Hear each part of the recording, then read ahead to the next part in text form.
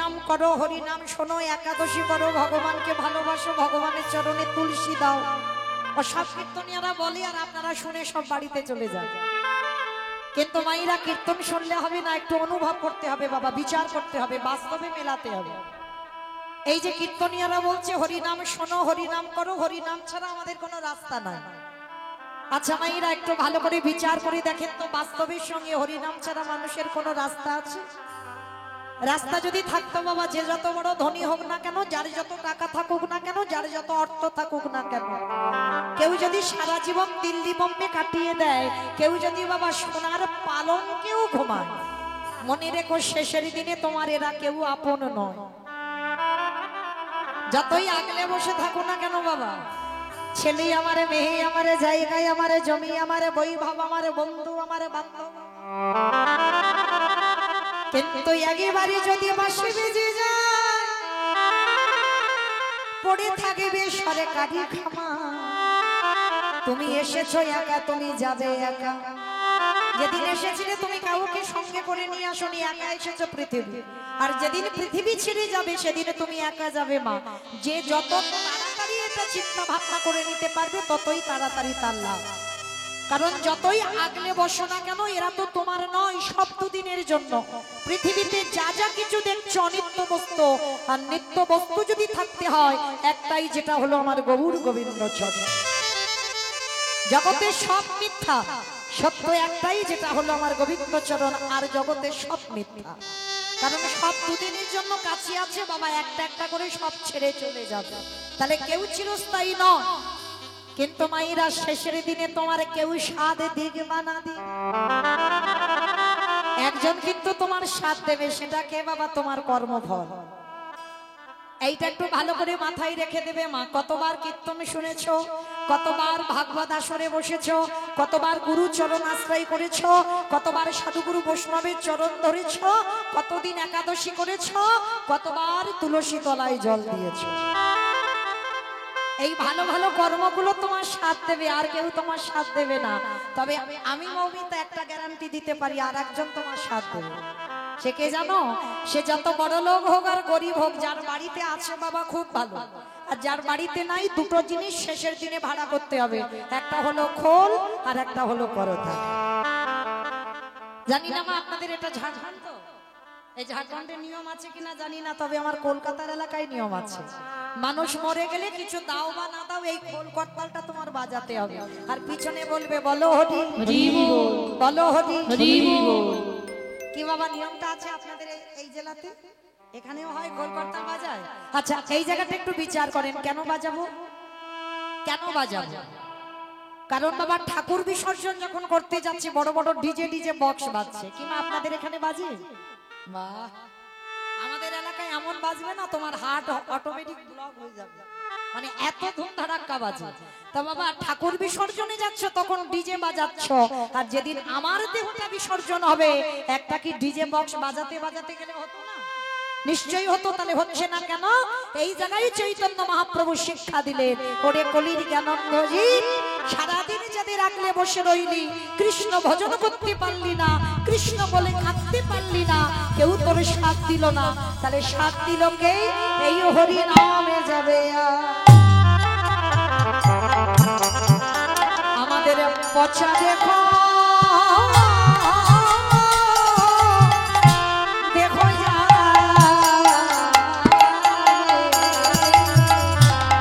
যেদিন তুমি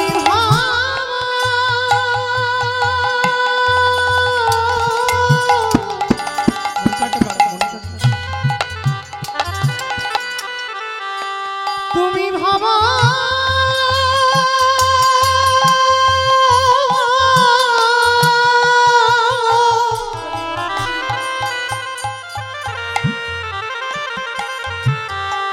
যেদিন তুমি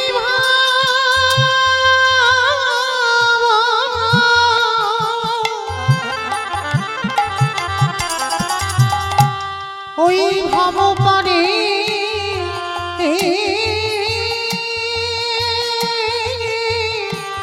পারে যাবে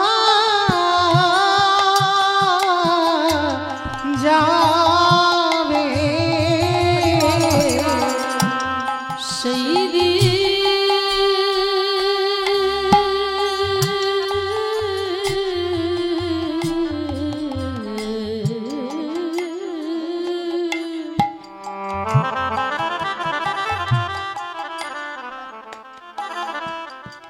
সেই দিনে নামে যাবে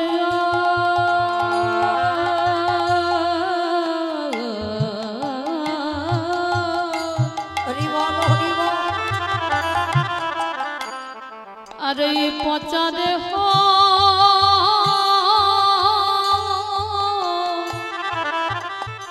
ও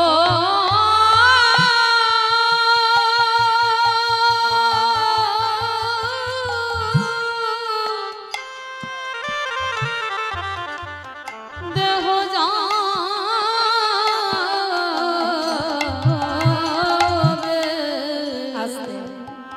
যে যতই বলুক না কেন বাবা আমি তোমায় এত এত ভালোবাসি। আজকে তুমি সংসারে দিতে পারছো, সংসার তোমার কদর যত্ন করে ভালোবাসে। তুমি দুদিন বিছানা সজ্জা হয়ে পড়ে থাকো আর তোমার সংসার ভালোবাসবে। যেদিন তুমি এক সপ্তাহ ভালোবাসবে, 15 দিন ভালোবাসবে বাবা, তারপরে তোমায় লাঠি ঝাঁটা খেতে হবে। তাহলে সংসারে তুমি যতদিন দিতে পারবে ততদিন তোমায় ভালোবাসবে। তাহলে যে যতই বলুক না কেন আমি তোমায় এত এত ভালোবাসি, আমি তোমায় জীবন দিয়ে ভালোবাসি, ভুল কথা বাবা। ভালো যদি বাসে একজনই তোমার স্নেহ হলেন বিশ্বের শ্রেষ্ঠ মালিক ভগবান। আমার ভগবানের মতো দিনের দয়ালে দিন বন্ধু আর কেউ হবে না। যদি বলো কেন, এই যে একটা গান হয় না, মায়ের এক ফোঁটা দুধের ঋণে শোধ হবে না কোনোদিন। জগতে সবাই বলে মায়ের ঋণ নাকি শোধ হয় না, কিন্তু আমি বলি বাবা হয়। মায়ের ঋণ শোধ করতে পারবে, একজনের ঋণ তুমি জীবনে শোধ করতে পারবে না, যিনি হলেন বিশ্বের স্রষ্টা মালিক ভগবান। কেন বলছি বাবা, একটু বাস্তবের সঙ্গে মিলিয়ে দেখেন। তুমি জন্মেই বাবা বলেন তো, জন্মের আগে তোমার ভাবনা কে ভেবেছিল? আপনারা প্রশ্ন করবেন কেন মৌমিতা? আমার মা তো আমার জন্য ভেবেছে, কারণ আমি জন্ম নিয়েই আমি মার কোলে বসেছি, মাতৃ স্তনদুগ্ধ পান করেছি, তার মানে মা আমার জন্য ভেবেছে বলে না। সম্পূর্ণ ভুল কথা বাবা, মা তোমার জন্য ভাবে।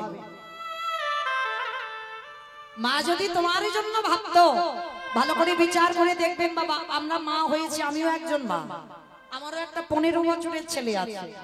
তাহলে আমরা যারা মা হয়েছি তারা বলতে পারবো, তারা বুঝি বাবা মাতৃস্তনে দুগ্ধ তখনই আসে যখন সন্তান গর্ভে 5 মাস বয়স হয়। তাহলে বাবা ওটা মা কি নিজে নিজে তৈরি করলো? মা যদি নিজে করতে পারতো, একজন মাকে বলো তো দেখি গর্ভের সন্তান আসবার আগে করে দেখা, পারবে না। কেন পারবে না? সন্তান গর্ভে এলো, ভগবান চিন্তায় পড়ে গেল একদিনের বাচ্চা জন্মেই কি খাবে। ওই মাতৃস্তনের দুগ্ধটা মা নিজে তৈরি করেনি, পরিবারের কেউ দিয়ে যায়নি, গ্রাম প্রতিবেশী দেয়নি, আত্মীয় পরিজন দেয়নি। তাহলে দিলকেই না বিশ্বের স্রষ্টা মালিক ভগবান।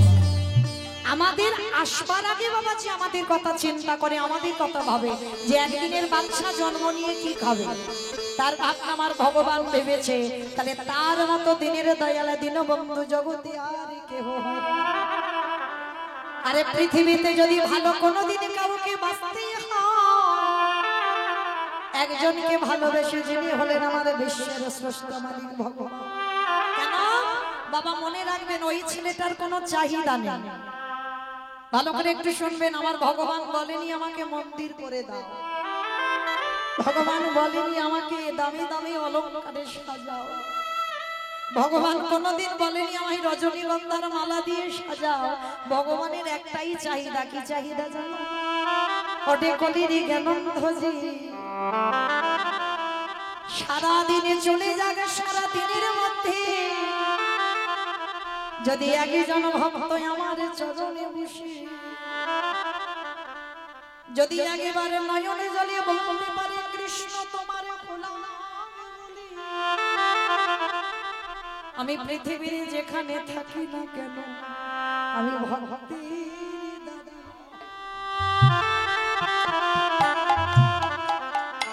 দাদে দয়ালে ছুটিয়া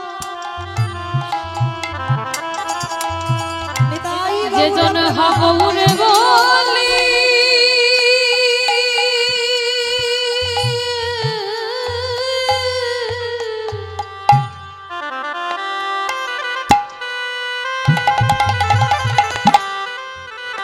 হাবুরে বলি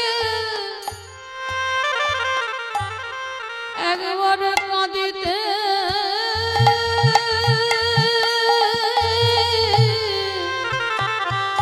পারে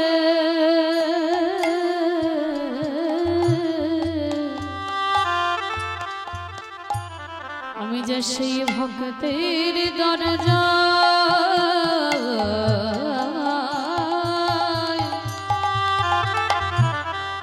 সদাই ছুটে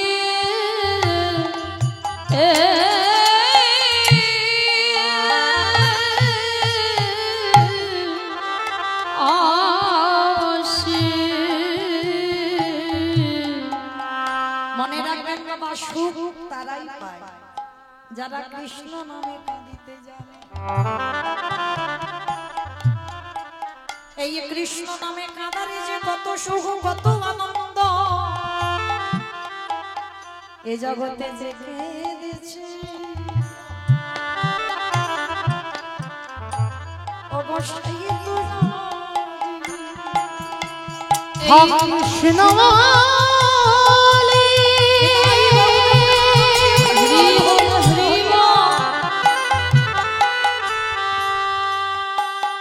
কৃষ্ণ বলে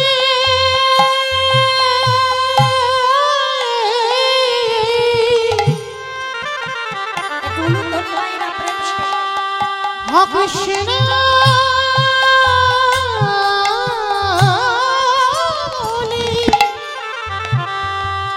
বলে নয়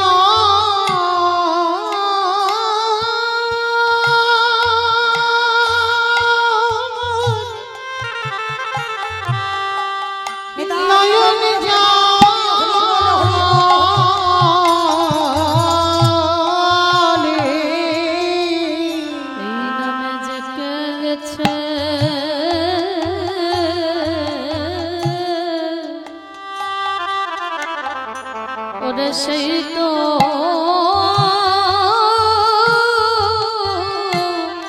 জানে। তো মাইরা চলেন আমরা সবাই কীর্তনের প্রারম্ভে আমার কমিটি দাদা ভাইদের প্রণাম দিলাম। কেন গেলা মাধুপুরি করে আজকের হরিনামের আয়োজনটা করেছে। কীর্তন জগতে অধম কীর্তনিয়া হয়ে সবার চরণে দণ্ডবত দিয়ে আজকে চলেন মাইরা কিছুক্ষণের জন্য আমরা যাব শ্রীধাম নদিয়া নবদ্বীপ ধাম। কারণ আজকের প্রথম দিনের কীর্তনিয়া প্রথম আলো।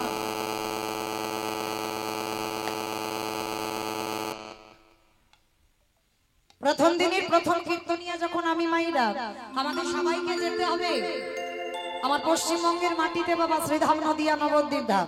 শুধু আমি বলে নয়, কীর্তন জগতে যত যত কীর্তনিয়া আছে আগে আমার দুটো ছেলেকে ডাকতে হবে।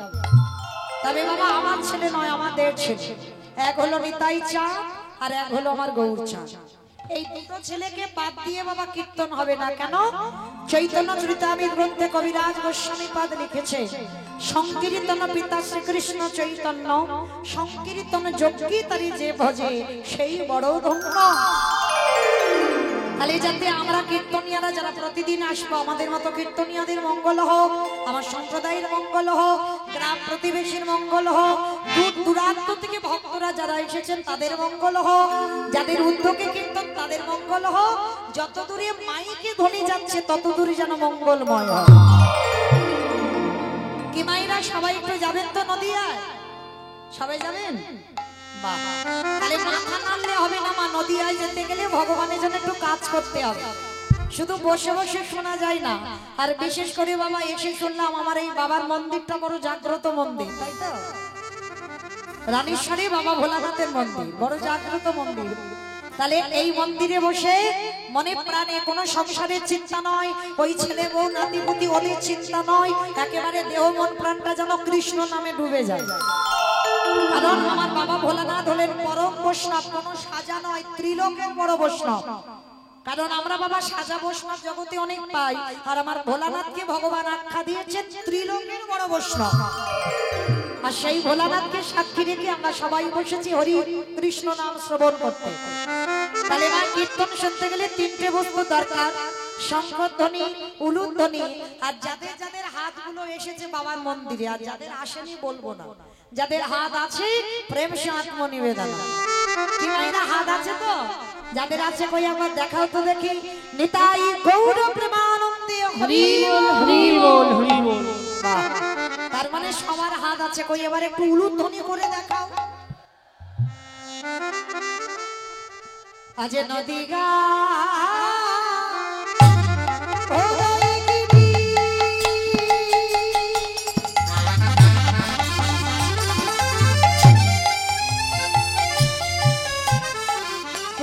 চন্দ্র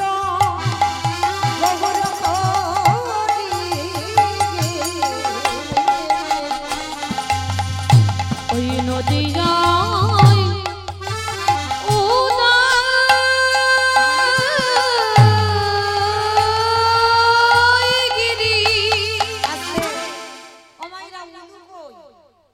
মাঠে খুলতে গেছে। আরেকটু জোরে দাও দেখি সবাই প্রেম সে। আজ নদী গা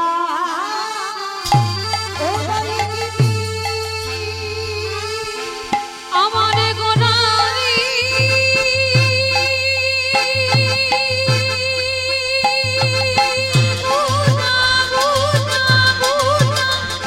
গোনারি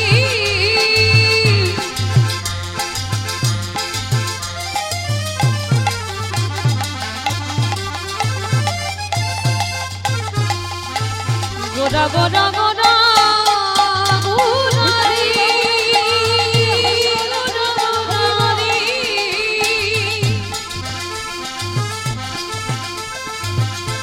ওই নদিয়ার চাঁদে গোরা আমার আমার প্রাণের গোরা আজ নদিয়া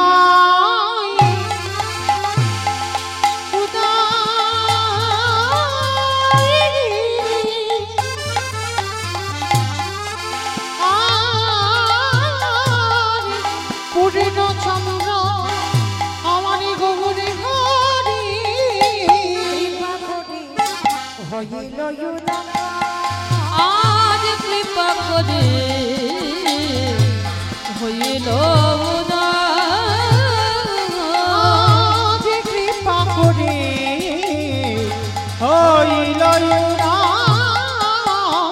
সোনার নদিয়া গৌরদয়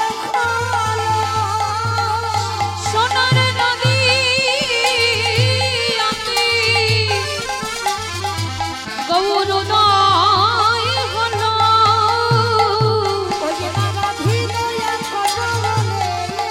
ওই নদীতে উদয় হল ওই নদীতে উদয় হল ওই নদীতে উদয় হল ওই নদীতে উদয় হল নদীতে উদয় হল হরি হরি হরি বলে নদীতে উদয় হল নদীতে উদয় হল কৃপা করে হইল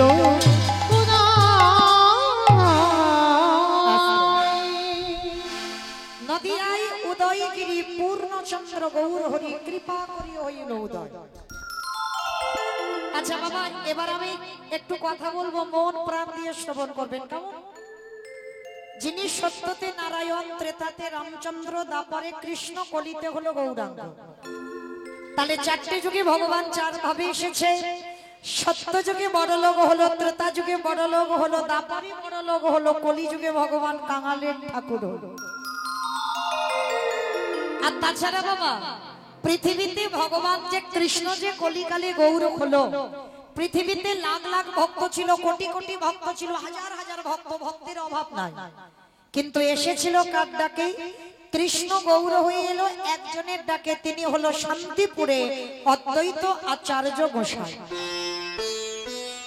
ভালো করে শুনবেন বাবা, এই অদ্বৈত আচার্য গোসাই যিনি 12 বৎসর তুলসী ভাসিয়ে আমার কৃষ্ণকে কলিযুগে গৌর করে এনেছিল।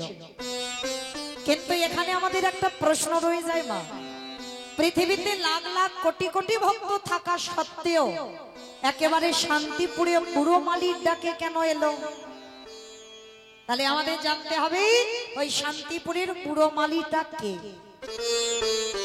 যার এতটাই পাওয়ার ছিল বাবা, এতটাই ক্ষমতা ছিল, 12 বছর তুলসী ভাসিয়ে একেবারে বৃন্দাবন থেকে কৃষ্ণকে সোজা নদিয়ায় ডেকেছে, আমার পশ্চিমবঙ্গের মাটিতে ডেকে আনলো। তাহলে বাবা যে ব্যক্তিটা 12 বছর তুলসী ভাসালো আমার মহাপ্রভুর থেকে, যিনি 52 বছরের বড়, মানে 1-2 দিনের বড় নয়, 52 বছরের বড়, তাহলে সেই মানুষটার এতটা ক্ষমতা কি করে হয়?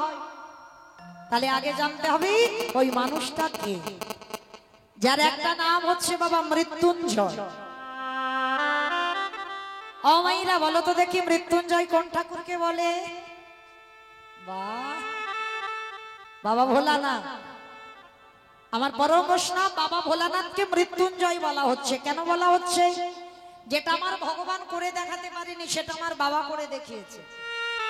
যদি বলো কেন, শ্রীমদ্ ভাগবত বলছে বাবা এটা মৌমিতার কোনো সাজানো গল্প নয়।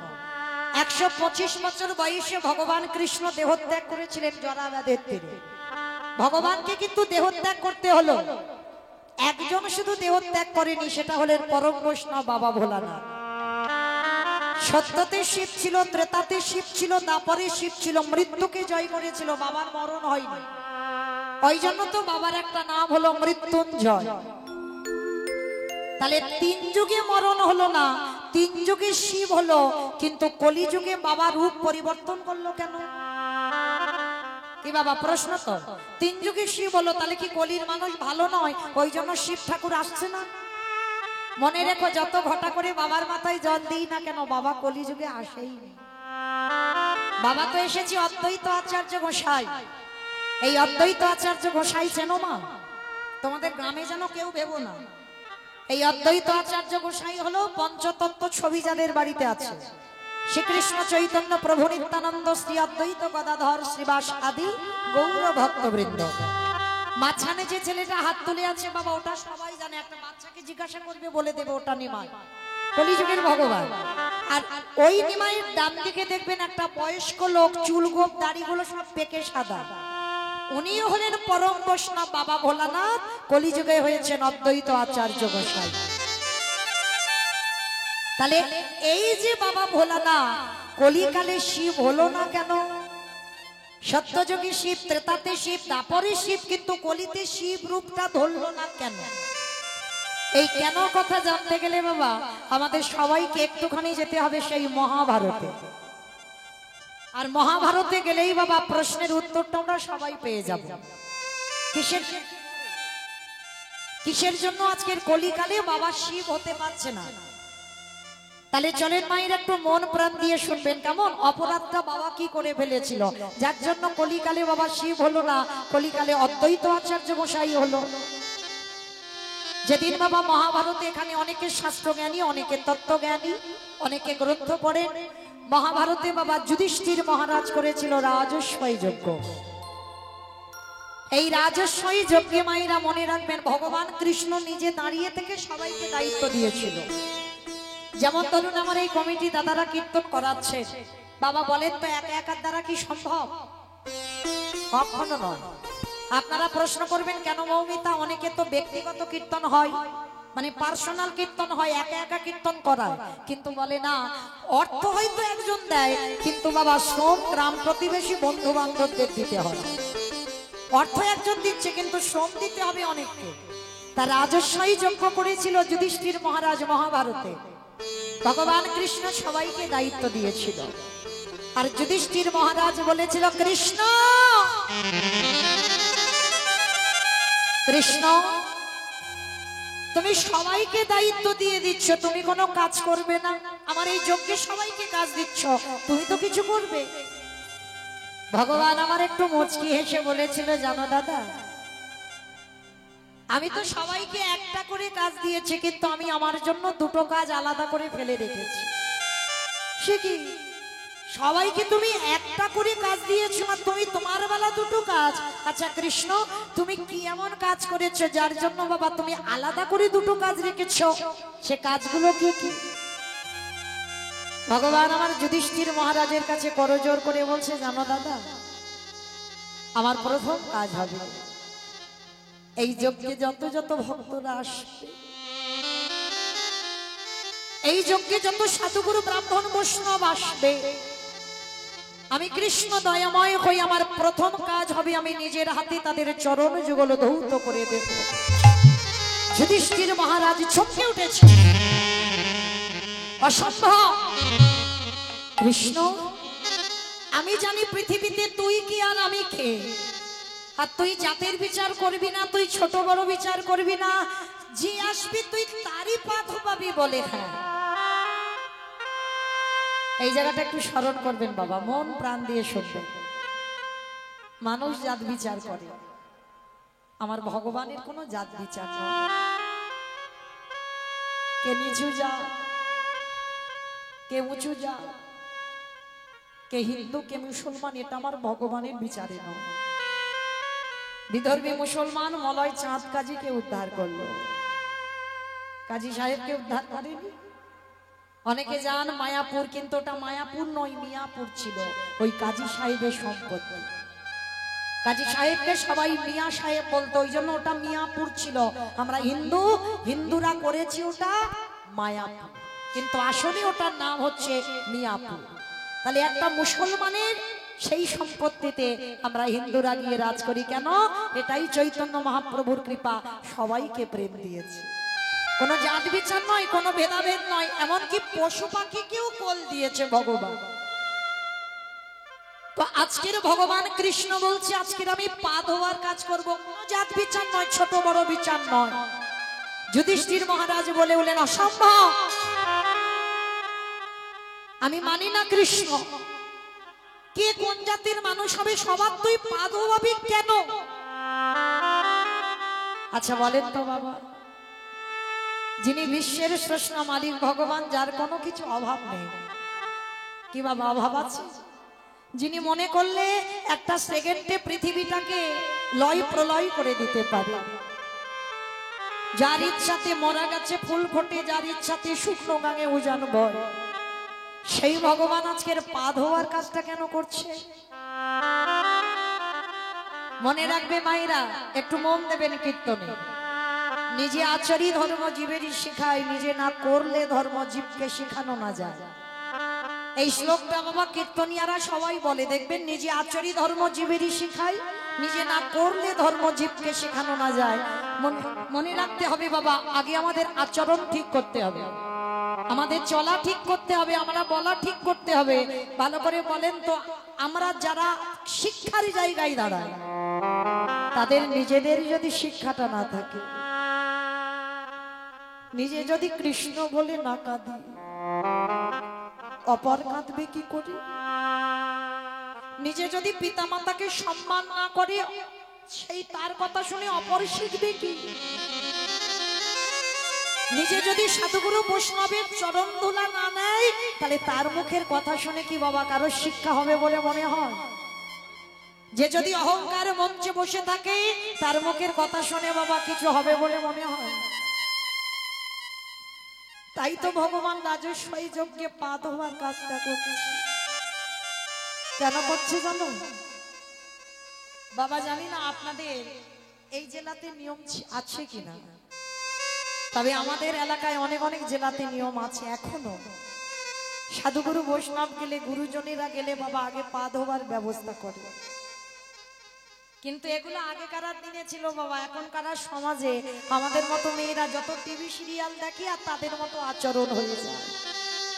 কিন্তু মনে করে দেখো তো, এই আমরা হিন্দু ধর্মের মানুষ, আমরা সনাতন ধর্মের মানুষ, বাড়িতে যদি গুরুজনে আসে, চরণ ধরে বলে যাই মা, অধম কীর্তনিয়ার কথা যদি কারোর মনে থাকে, গুরুজন যদি ঘরেতে পা দেয়, সবার আগে পা ধোবার ব্যবস্থা করবে। সাধুগুরু বৈষ্ণব যদি দুয়ারে আসে, সবার আগে পা ধোবার ব্যবস্থা করবে। গুরুদেব যদি বছর অন্তর আসে সবার আগে চরণ ধোবার ব্যবস্থা করবে। আর যদি একেবারে বছর অন্তর সাধুগুরু বৈষ্ণব গুরুদেবের নাও পান, যে যার ঘরের বাবা মা তো আছে, যে যার ঘরের শ্বশুর শাশুড়ি তো আছে, মনে রেখো মা এ হতভাগিনীর কথা। চেষ্টা করবে বৎসরে একবার। আমি রোজ রোজ বলে যাচ্ছি না বাবা যে রোজ রোজ বাবা মার পা ধোবা, বৎসরে একবার চেষ্টা করো বাবা পিতা মাতার চরণ যুগল একটু ধৌত করে দিতে। যদি বলেন বাবা এটা আমি বলছি, আমার কথা নয়, ভাগবতে ভগবান কৃষ্ণ সুদামাকে বলে রেখেছিল, সুদামা এই পৃথিবীতে সবার বড় গুরু হলো যে যার ঘরের বাবা মা, তারপরে গুরু হলো শিক্ষা গুরু, দীক্ষা গুরু, তারপরে গুরু হলাম আমি ভগবান। ওই ভগবান তো একবারও বলেনি সবার আগে আমি বড় গুরু, একবারও বলেনি, কখনো বলেনি, বারবার বলেছে পিতা মাতাকে আগে জায়গা দাও। হাজারবার নবদ্বীপ যেতে হবে না, হাজারবার বৃন্দাবন যেতে হবে না, দক্ষিণ ভারত পশ্চিম ভারত কোথাও যেতে হবে না, যদি তুমি তোমার বছর অন্তর পিতা মাতার চরণ সেবা একবার করতে পারো। ভগবান বললেন সে যদি কৃষ্ণ বলে ডাকতেও ভুলে যায়, আমি সারা জনম তার দরজায় বন্দী হয়ে যাই। পিতাই গৌর প্রেমানন্দে হরি বল হরি বল। তাই চেষ্টা করবেন মা ঠিক ভগবানকে যেমন সেবা পূজা দেন, বছরান্তর সিংহাসনে বাবা মাকে বসিয়ে চরণ ধৌত করে একবার গলায় মালা পরিয়ে আর বছরের মধ্যে একবার নিজের হাতে একটু বাবা মাকে খাইয়ে।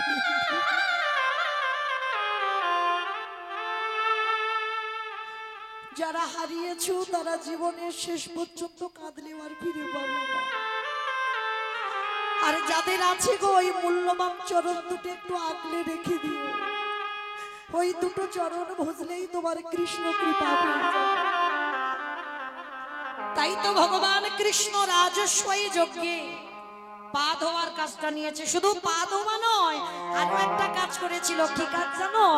ওই যারা যারা প্রসাদ পাচ্ছিল না যজ্ঞের ভিতরে প্রবেশ করে ভগবান কৃষ্ণ প্রত্যেকের ওই এঁঠো পাতাগুলো তুলে কৃষ্ণ আমার নর্দমায় ঢেলে। যে এঁঠো ঘাটতে বাবা আমরা ঘৃণাবোধ করি, অনেকে এঁঠো ঘেটে কি করে স্নান করার চিন্তা ভাবনা করে, কিন্তু না, যেখানে ভক্ত সেবা হয় সবার আগে চেষ্টা করবেন মা ওই এঁঠো পাতাগুলো গুড়াতে।